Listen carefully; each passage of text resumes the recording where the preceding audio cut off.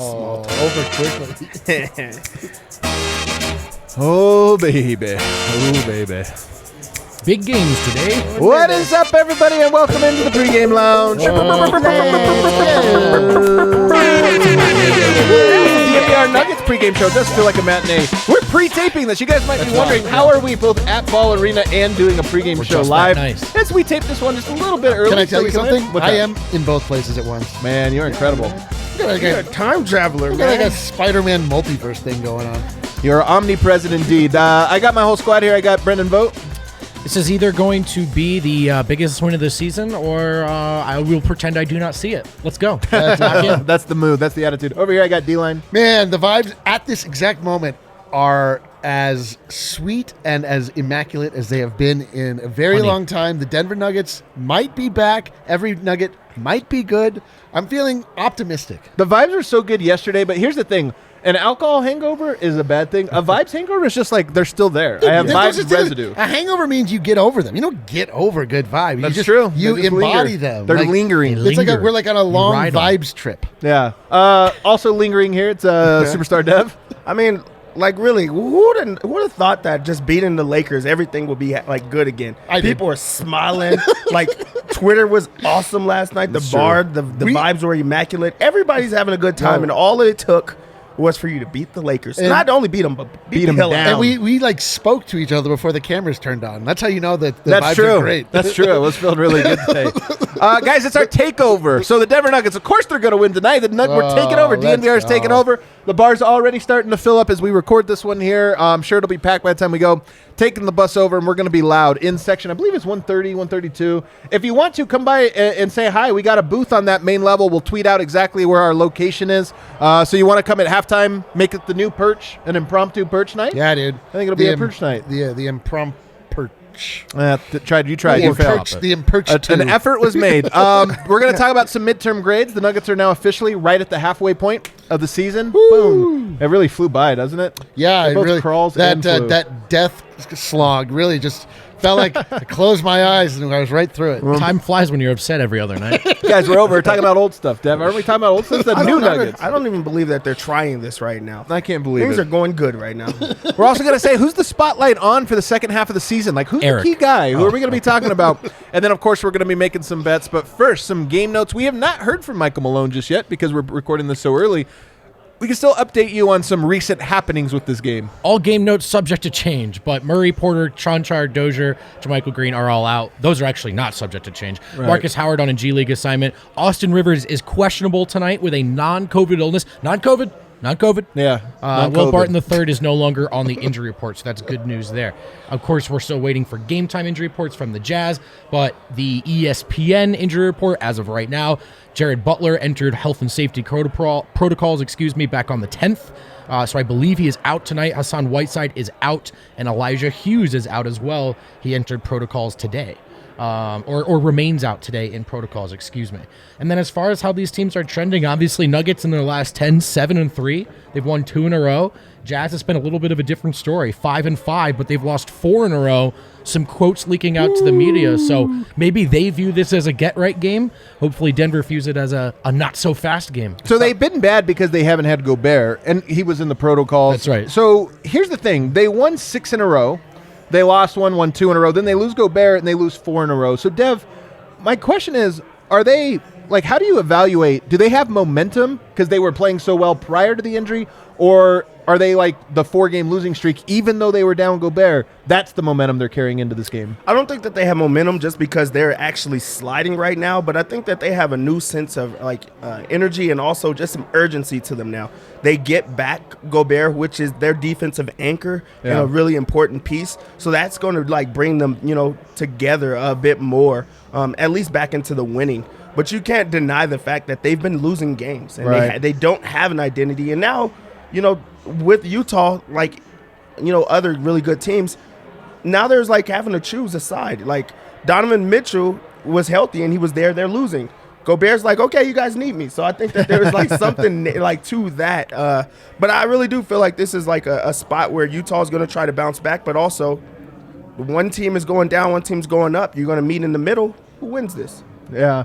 I think that the Jazz have been one of those teams, Eric, this year, not too dissimilar from the Nuggets, that have been a bit joyless. Now, they've won some games. We talk about, like, Memphis, vibes through the roof. The Warriors prior to this last week, vibes through the roof. Like, even Phoenix has been pretty happy. You've had these teams. Utah's been winning a lot, but I don't feel like they've necessarily had these, like, immaculate vibes all year. And I wonder if tonight, like last night was for the Lakers, tonight is an opportunity for the Nuggets to kind of kick them in the shin while they're down. Man, I hope they don't aim for the shin. Why not? I'd like them to go for the face or somewhere like more like Violent.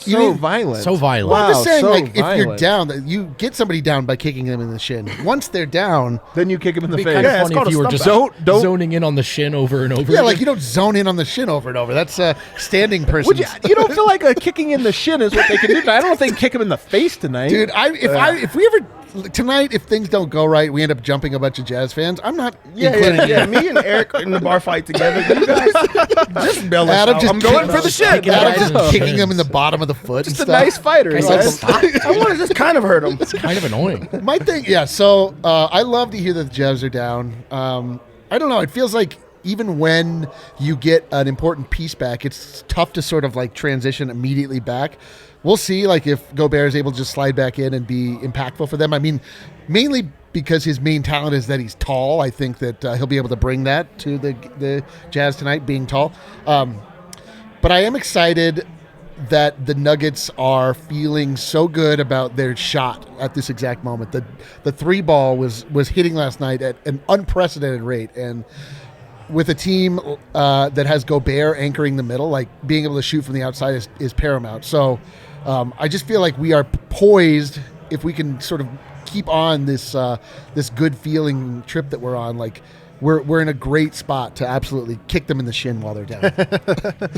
I feel like the Nuggets, though, do have a little bit of momentum here. And this game is, like, if they lost this game, I wouldn't say the Nuggets have bad momentum. Like, if they lost the Laker game, I'd be like, man, I just don't feel great about it. Then winning that game bought me, where this one, it's sort of neutral. But if you win it, if you get this one going, they're already 7-3 in their last 10. They were this close to having a 5-game win streak right now.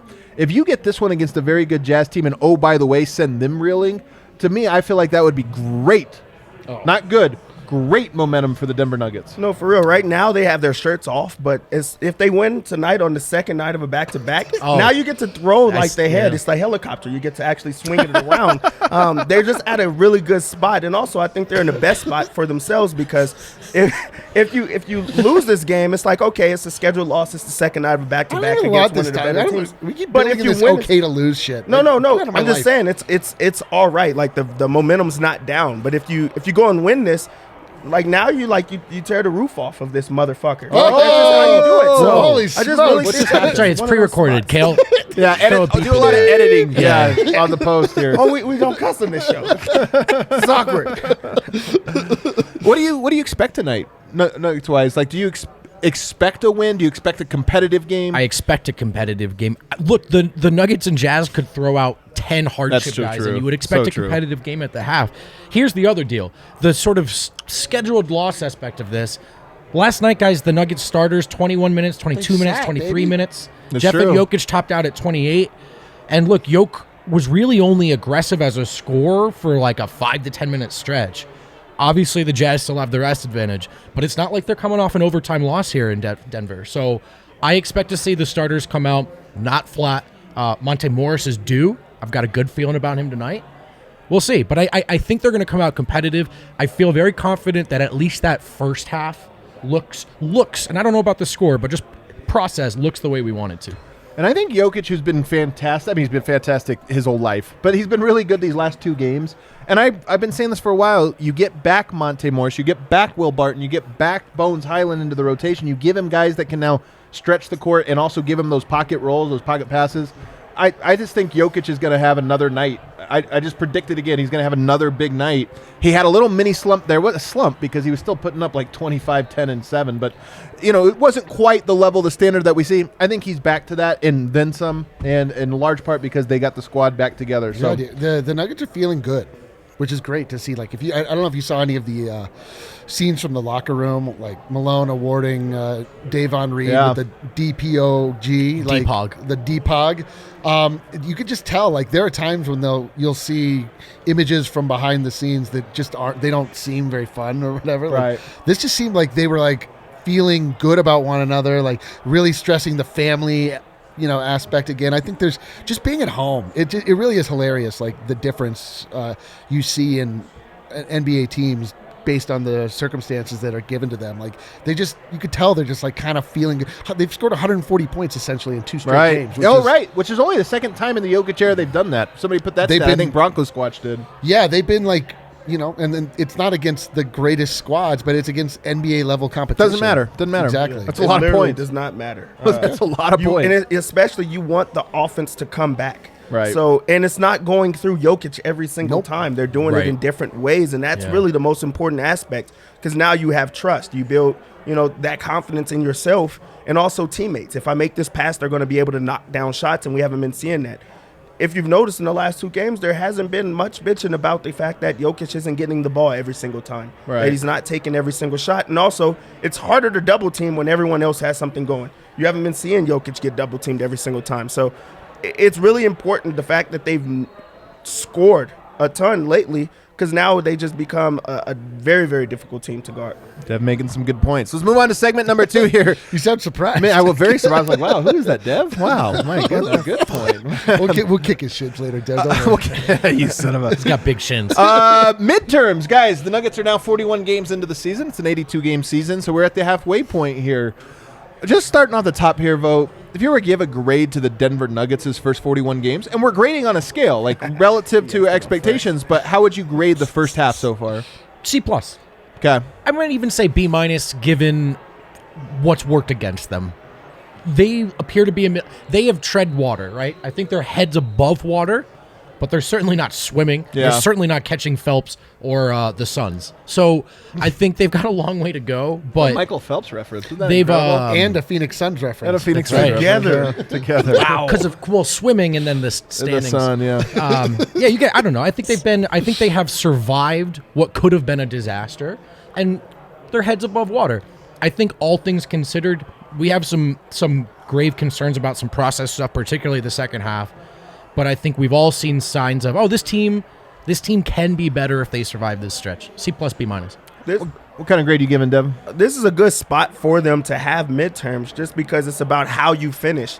We're doing midterms right now at a point that things are going high. So you started out the semester not doing too well. You started, you BS'd. You take a couple of bad losses in that, but you bounce back on finals week, and that's really what most of us have done anyway around midterm point. So I really think that they're going to pass. Like, they're still going to be passing this. I say it's a B- right now. Wow. I think that the reason I give them a B- is because, like you said, your head is above water, and that's with trying to answer a lot of things. The question was, how was Michael Porter Jr. and Nikola Jokic going to do it without Jamal Murray, their other guy? Right. Now they don't have Michael Porter Jr. very early on, and they're still in the mix and also battling like really hard, and they have a chance to actually get better, and we've been seeing that during midterm week. So for them to actually have some momentum going into the second half of the season, you could bring your report card home and you're not going to get your ass whipped. Right. You're not getting like extra allowance this month or anything, but they're not going to hurt you. Eric? I mean, that's the right answer, right in that range, B-, C+. Like, there are You're welcome. very positive things. There are very negative things. Man, you mix were an them- analyst. Well, you come to me if you don't want to hear my goddamn answer. We're talking about midterms. This does sound like when a kid gets called in class but didn't read the book. And it's like, I thought I thought it was reading. the characters were, I thought, well developed. The story was strong. The conclusion, I have questions. I have questions about, Let but him get to his overall, point. I thought it was a good book. It was point. I see what you're All right, saying. Yeah. Well, I first off, I did not watch any of the season. I read the Cliff Notes. From what I gather, things have not gone great. I've read some names that I've not read before or since that were parts of the Denver Nuggets for large portions of the season. Referencing the characters. Like, who the hell is Yeah, Davon dude, Reed?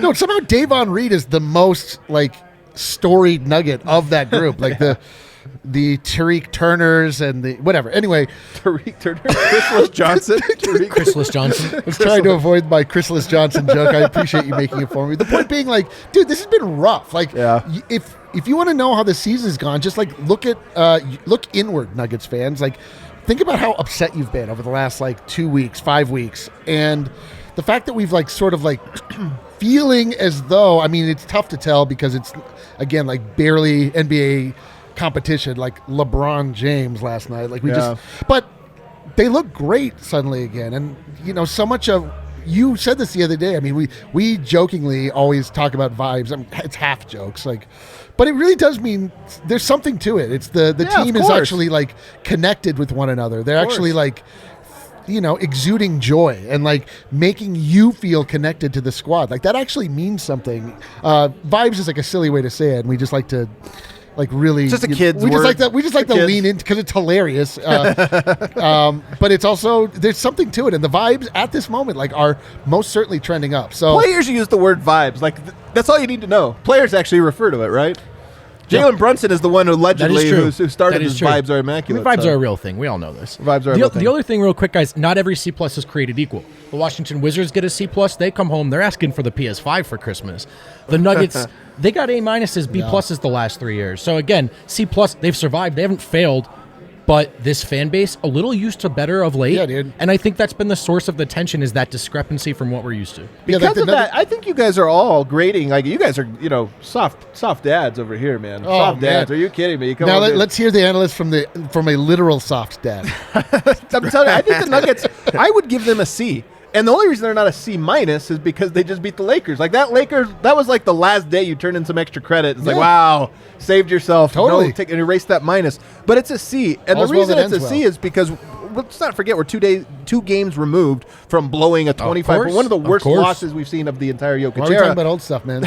I'm talking about the first half of the season. Oh, right. And, you know, if you look at it, the Suns, Warriors, Grizzlies, Jazz, most of those teams haven't really faced adversity relative to what most teams have this year, and of course they're at the top 4. I grouped together the Mavericks, Nuggets, Lakers, Clippers, Timberwolves, Blazers, all as one group, where it's like that they've all sort of faced the same level of COVID protocols, injuries, you know, just their season has been very uneven, this or that. And Denver right now, second amongst that group, but I think actually more talented in many ways. And I look at it and I go, they're starting to make a move. I'm hopeful, I'm optimistic, but I'm going to set the bar as C. I think this was a C performance. Bones Highland did not get integrated as quickly and as fast as much as we thought. Some of this is COVID, but some of this is also just, you know, slow to kind of give him opportunities. Zeke Naji, same thing, hasn't really had a ton of opportunity there, and I think those things are things you kind of needed.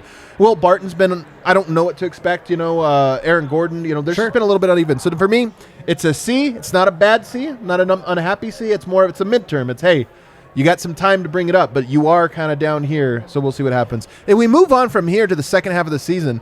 I want to put the spotlight on one player.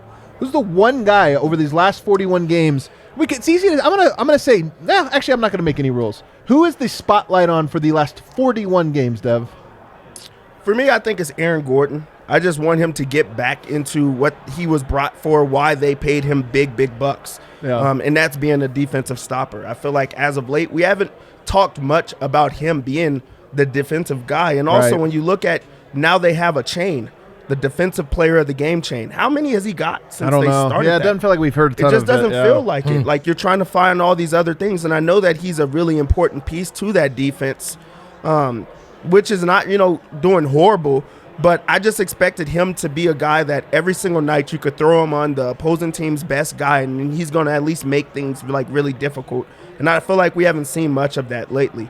I do understand that they're trying to get him integrated on the offensive end, and he is showing some like good rapport with Jokic, which I think really does go a long way. But I want to see him get back to defense a little bit more and to be focused on that end of the floor. So right now, that's the guy that I'm looking most into because I think that he's like their most important guy. Okay, Eric, who's the spotlight on? It's Jokic.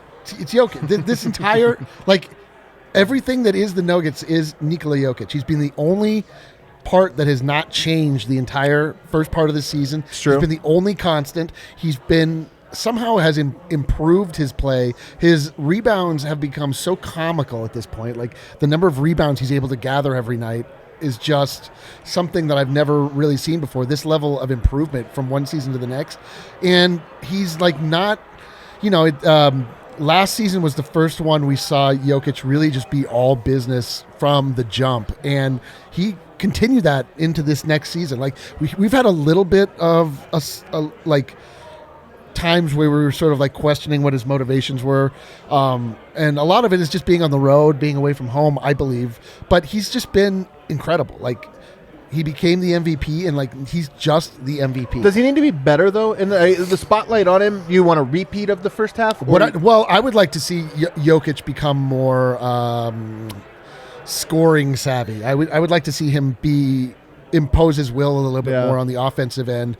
And, I think that a lot of his motivation in the first part of the season was just like sort of getting all of these new weird pieces to sort of work together in the best way he knows how, which is to facilitate and get them easy shots, open plays. But it's always the best when Jokic just comes out and just is like, it's true. Nope. This is the best. Just starts cashing shots right off the bat, and you're like, dude, he's going for 49. I want to see some 40-point games. I want to see some 50-point games. I just want to see Jokic go the F off, man. Who's your spotlight? I mean, we have to acknowledge the Jamal Murray answer, right? So that's you?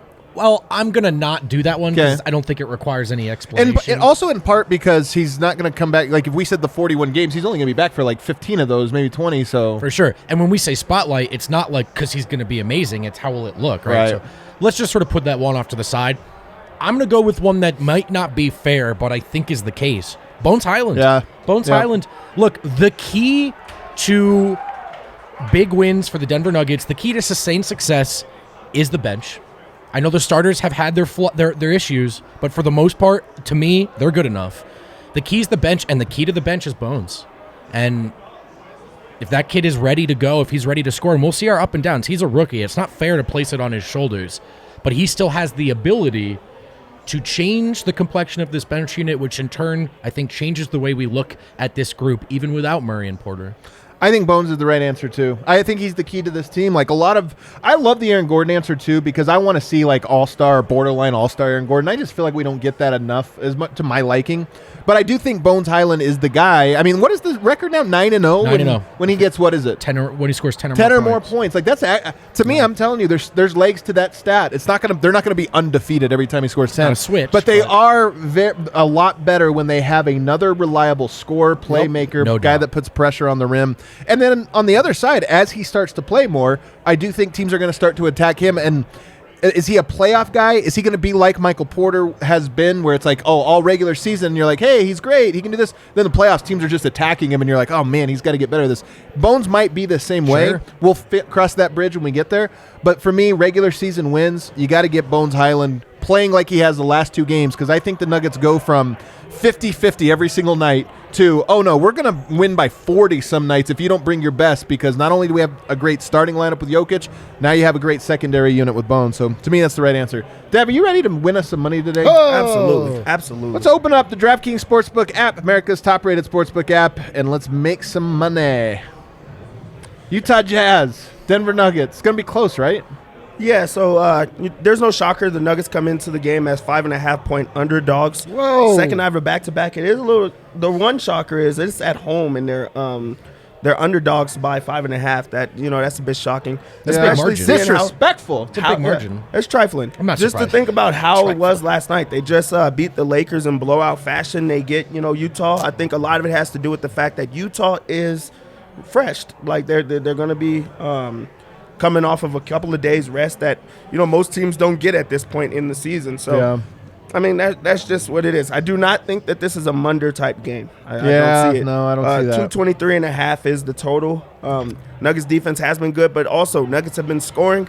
Utah Jazz can also score. So I just really see this being a game that's high. So if you have those Munder's bets, take it off. It's not going to go. Not a Munder. Would you take an over on 224? Yeah, I think so, just because of how good the Nuggets have been offensively lately. Okay. And also, I think that the Jazz are one of the one teams that feel like their center is good enough to guard Nikola Jokic without double teaming the entire time. Are they right? No.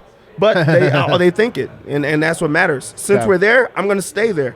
Nikola Jokic points, 24.5. Okay. He has not scored a ton lately. He hasn't had to score a ton lately. He's got everyone else involved. He's passing. He also takes something into the fact that Rudy Gobert can't guard him. He understands that. Oh, I love I'm this. going to I want lock this so in bad. 24 and a half. That's your lock? That's That a is my lock. lock. It in? A lock. 24 and a half. He's going to score that. He really is. It's also lower than it typically is. And when I see his points totals under, I see everything else is going to be lower as well. So I'm going to go over to points, rebounds, and assists. Nikola Jokic is at 46 and a half, which I do like.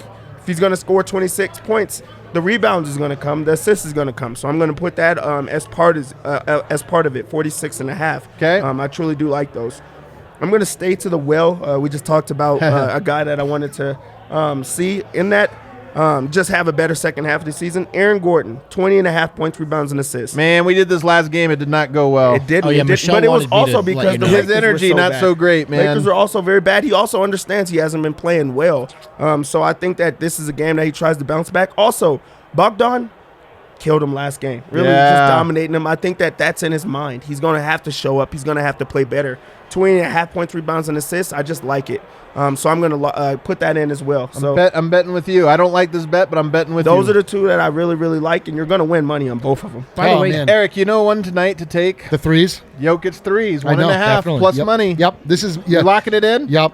Absolutely locking it in. He Plus money, man. Yeah, it's plus money because he hasn't been hitting threes at all. He only shot 2 against Nurk, which normally he shoots 6, but that's because They were winning so they were easily. crushing them. So this is this is the matchup where we discovered this about Nikola Jokic's game, that when he plays against guys that suffocate the paint, that he wants to always draw them out. It makes sense if you just think about it. But we noticed it first and foremost against Gobert. He always shoots a bunch of threes against Gobert. Did you guys see that big man parlay they have? It's a little deal today. It's a 3-pick parlay. You can bet it as singles, of course, but Christian Wood, Karl Anthony Towns, Nikola Jokic, if they all record a double-double tonight, the odds on the 3-pick together is a plus 252.